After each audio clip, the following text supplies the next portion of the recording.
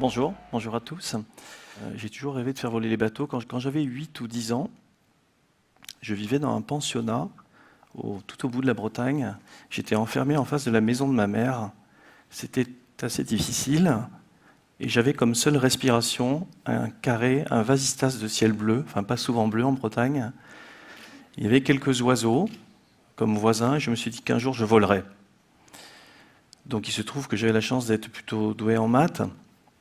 J'avais quelques difficultés avec le système scolaire, mais donc j'ai commencé à faire des croquis et puis j'ai décidé d'arrêter mes études. Je suis bac-2. Donc j'ai décidé d'arrêter mes études assez tôt pour faire de la planche à voile et du planeur. Puis je suis allé voir Éric Tabarly. Je lui ai présenté mes croquis. Donc Éric avait cette même idée. Éric Tabarly avait une passion pour le bois, les matériaux anciens, mais il vivait en projection permanente dans le futur. Donc il m'a demandé où j'habitais. J'ai dit j'habite dans ma 2 chevaux. Il m'a dit installe-toi à Bénodet au premier étage. Et j'ai eu la chance de passer à ses côtés 3 années merveilleuses. Éric me disait toujours Alain, le plus important dans la vie, c'est de rester libre. Donc j'ai essayé d'appliquer. Nous avons construit des maquettes de taille réduite. Puis nous avons construit cet hydroptère. Alors, pour l'anecdote, nous l'avons dessiné sur Katia à l'époque. Pourquoi l'avions-nous dessiné sur Katia? Parce qu'au bureau de calcul d'Assaut à Saint-Cloud, il y avait des planches, des dessinateurs qui travaillaient sur des planches.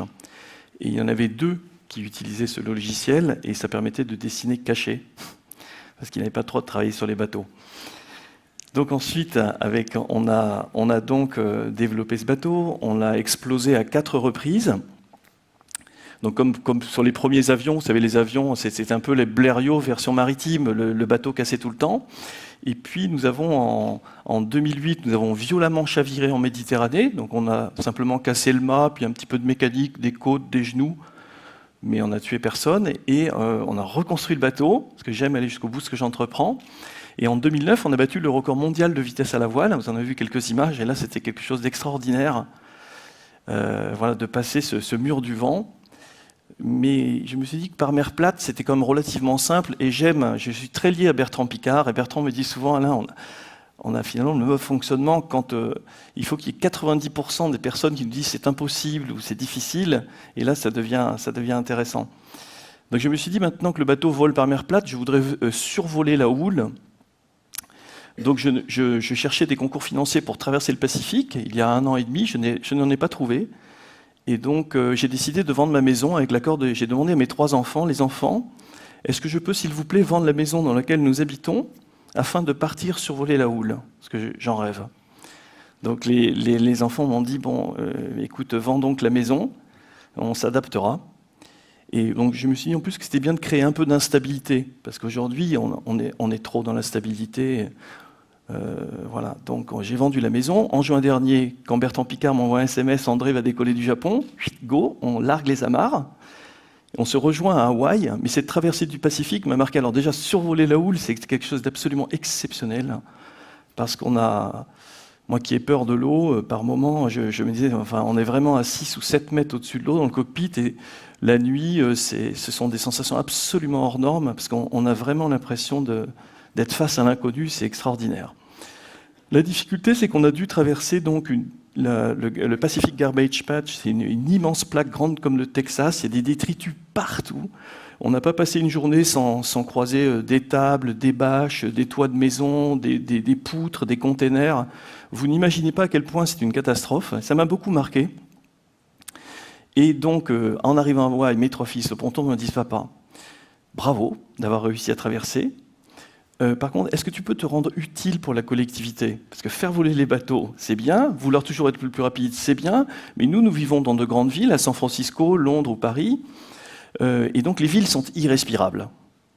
Et là, je me suis dit, bon, quand vos enfants vous le diront, papa ou maman, essaie de te rendre un peu utile, vous verrez, ça vous amène à réfléchir.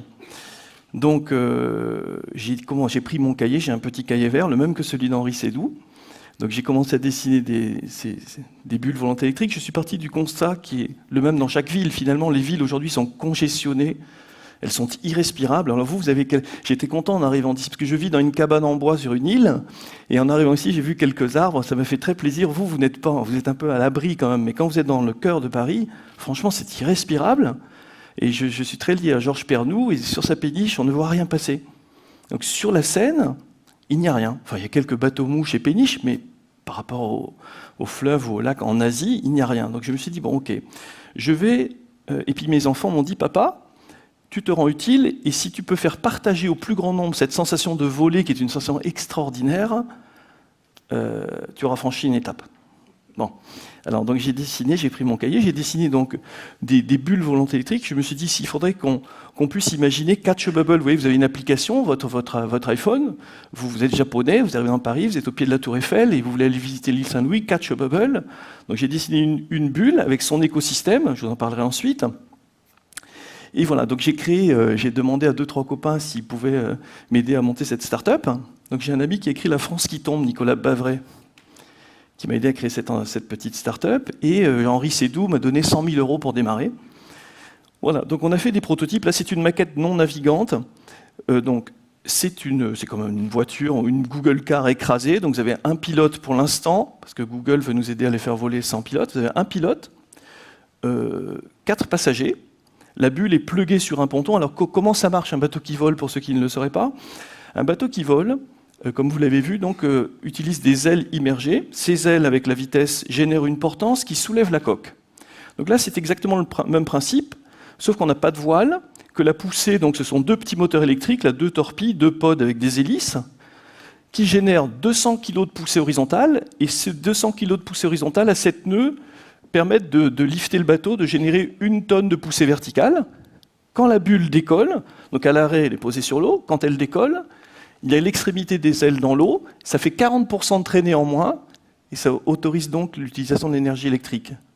Donc vous avez des batteries, donc on a été contacté par Tesla, BMW, Renault et d'autres, qui nous ont dit, bon, est-ce qu'on peut se mettre à votre disposition?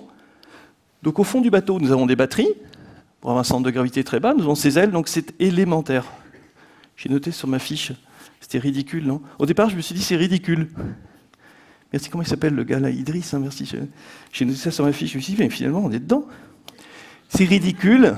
C'est la première idée qui m'est venue. Je me suis dit, c'est vraiment ridicule. Et puis après, mes ingénieurs, mes pères retraités d'Assaut et d'Airbus m'ont dit, bon, il ne faut pas que ce soit dangereux. Alors, ok, donc je me suis dit, bon, ok, on va essayer nous-mêmes, on va faire des prototypes et on va essayer. Aujourd'hui, grâce à Philippe Perrier, qui est le patron du programme Rafale, qui a pris sa retraite, qui travaille sur les questions de stabilité en vol, je pense qu'il maîtrise son sujet, et je pense que ça n'est pas dangereux, en tout cas sur le prototype. Voilà, et puis alors, évident, nous n'y sommes pas. Parce que j'ai proposé aux douaniers, les douaniers de Bercy m'ont convoqué il y a quelques mois, en mars, en disant « cette idée nous paraît géniale ». Nous, on a de grosses vedettes qui font 7,5 tonnes, des vedettes grises, qui crachent du gasoil, la fumée, tout ça. Est-ce qu'on peut avoir des bulles électriques? Donc j'ai dit, mais volontiers, on peut vous en faire 2.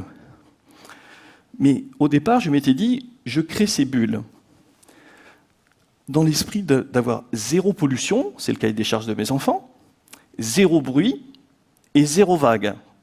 Donc on n'a pas tout à fait réussi côté Bercy sur les 0 vagues. Voilà. Mais donc, nous avons aujourd'hui une demande de Madame Hidalgo qui va vous permettre à tous vous permettre de voler. L'été prochain, nous aurons entre 60 et 100 bulles dans Paris. Donc il y a des docks que l'on voit à l'image. Les bulles viennent se pluguer sur une espèce de toboggan. Et donc vous aurez sur votre appli Catch a Bubble.